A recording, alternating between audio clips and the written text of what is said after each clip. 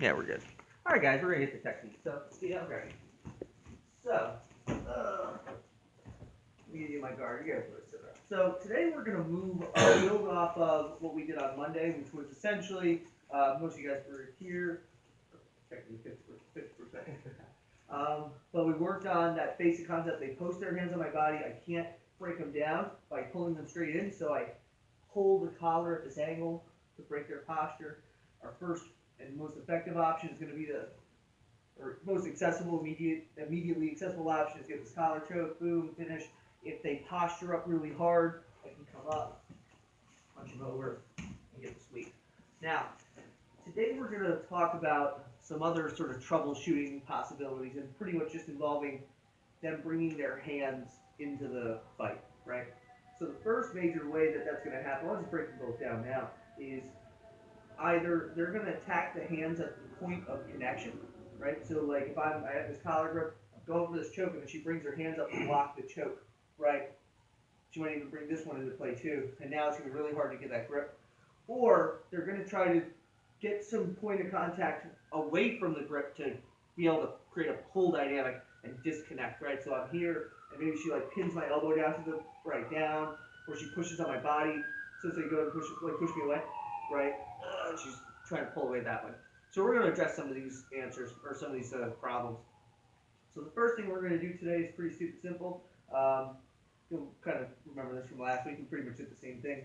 I break down the posture. I'm going for this choke, and she brings that hand into play. And let's just say, for the sake of simplicity, it's going to be this one, right? She's blocking right. I'm trying to get along here, and it's not going to happen.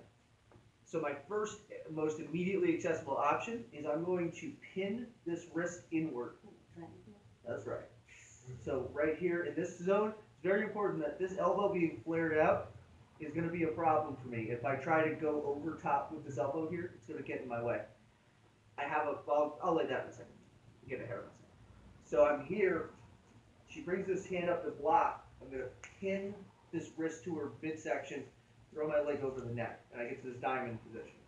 Okay? From here, you guys pretty much know the drill. Colorado is the triangle choke. Let's grab this wrist over here. Okay? And I'm going to put it on the other side of my body. Control the back of the head. And then I'm going to rotate my head towards this hand and then lock up a figure four. Let me rotate you that way, please, if I can say it. Thank you. What I want is this shoulder to be outside of the choke. If the shoulder is inside of the choke, I'm going to try to squeeze, like, yeah. But if I go here, yeah. Right. So I want to think about that shoulder being outside of the choke. The more I create this angle, the more accessible this figure four is going to be, particularly if you have shorter legs. But does that make sense? So it's like the more I'm squared up in front, the more it's going to be like kind of hard to get that angle, or get that lock. But the more I isolate myself on this arm and this head, the more I'm going to be able to get the choke. So we go back. Another way I can get to that. Let's say I'm here, and let's say instead of being like a pin, right? So like one way they'll do this, boom, is they pin this arm up here. So put this arm just like real tight. Not so much like that, but like that, right? And that's the way that facilitates this really well. But let's say they're not doing that. Let's say they're being really active with this fight. I can also push this to the outside and come on the inside, right? So same basic principles that we talked about last week for the triangles is I'm either, let's say, without all the other stuff, pinning this to the inside and going over it, or pushing this to the outside and going in between it. So we'll just start off with that. I'm in the guard. I get the collar grip, and let's say I already broke your posture down. I'm working for my collar choke, and first option, she just blocks that neck. Nothing's going to get in that collar, so I pin the wrist down. Hips go up, so get over the neck. Get my figure four, or diamond position rather. From here, bring the arm across.